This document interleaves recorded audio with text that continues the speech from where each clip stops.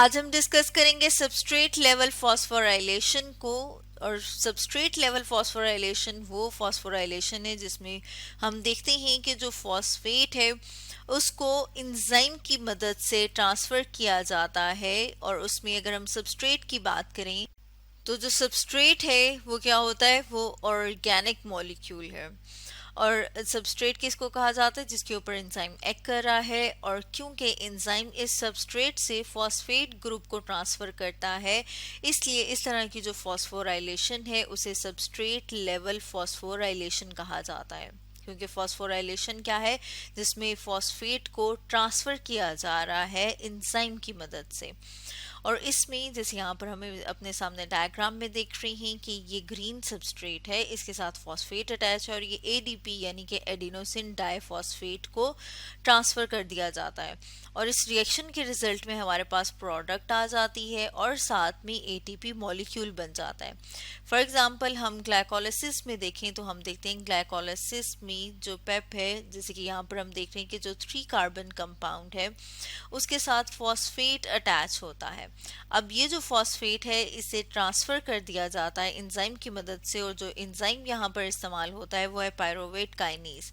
Pyruvate kinase जो है वो इसको यहाँ से फॉस्फेट को ऐड कर देगा एडिनोसिन डाइफॉस्फेट, क्योंकि इसके साथ 2 फॉस्फेट ऑलरेडी अटैच है इसलिए हम इसको डाइफॉस्फेट कह रहे हैं। Di means 2।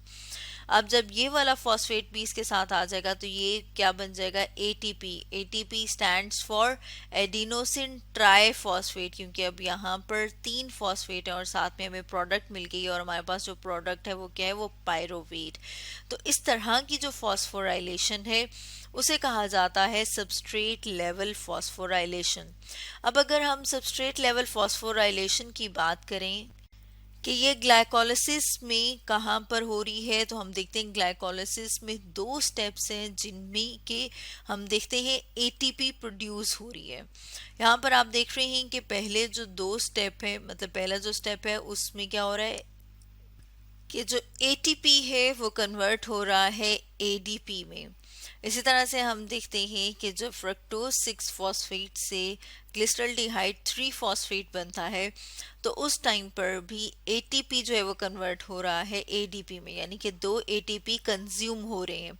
लेकिन जब हम बात करते हैं यहाँ पर इस वाले स्टेप की, जब 1,3 बायफॉस्फोग्लिसरेट जो कि C3 कंपाउंड है यानी कि 3 कार्बन कंपाउंड है उसे 3 फॉस्फोग्लिसरेट बनता है, तो उस टाइम पर हम देख रहे हैं कि 2 एडीपी यानी कि एडिनोसिन डाइफॉस्फेट कन्वर्ट हो गए हैं 2 एटीपी में यानी कि एडिनोसिन ट्राइफॉस्फेट में।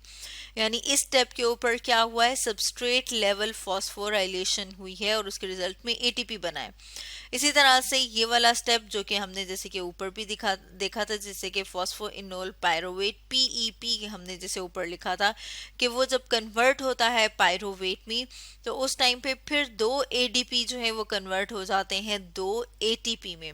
यहाँ पर हम देख रहे हैं कि इस मैकेनिज्म के रिजल्ट में कितने एटीपी प्रोड्यूस हो रहे हैं, 4 एटीपी प्रोड्यूस हो रहे हैं। लेकिन इनमें से 2 एटीपी की अगर हम बात करें, जैसे यहाँ पर हमने लिखा हुआ है कि -2 क्यों लिखा हुआ है, क्योंकि 2 एटीपी कंज्यूम हो गए हैं, या हम कहेंगे कि 2 एटीपी इस्तेमाल हुए हैं इस फेज में जिसे कि प्रिपरेटरी फेज कहा जाता है। तो इसलिए हम ये कह सकते हैं कि ग्लाइकोलिसिस का जो नेट प्रोडक्ट है एटीपी प्रोडक्शन का वो कितना है, वो 2 एटीपी है।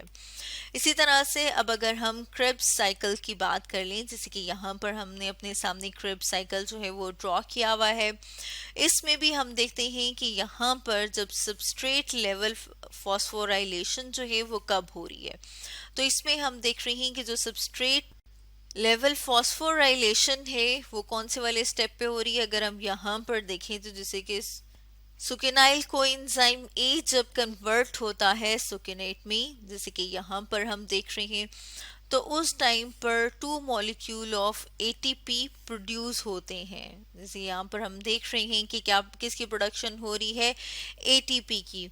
एटीपी जो है वो डायरेक्टली सिंथेसाइज हो सकता है ऑर्गेनिक सबस्ट्रेट से, और इस तरह का जो रिएक्शन है इन्हें एक्सर्गोनिक रिएक्शन कहा जाता है। एक्सर्गोनिक रिएक्शन जो कि एनर्जी रिलीजिंग रिएक्शन है। एटीपी की बात की जाए तो एटीपी को एनर्जी करेंसी कहा जाता है, यानी कि यहाँ पर क्या प्रोड्यूस हो रही है, एनर्जी प्रोड्यूस हो रही है। यानी कि जो सेलुलर रेस्पायरेशन है ये एक एग्जांपल है एनर्जी रिलीजिंग रिएक्शन की।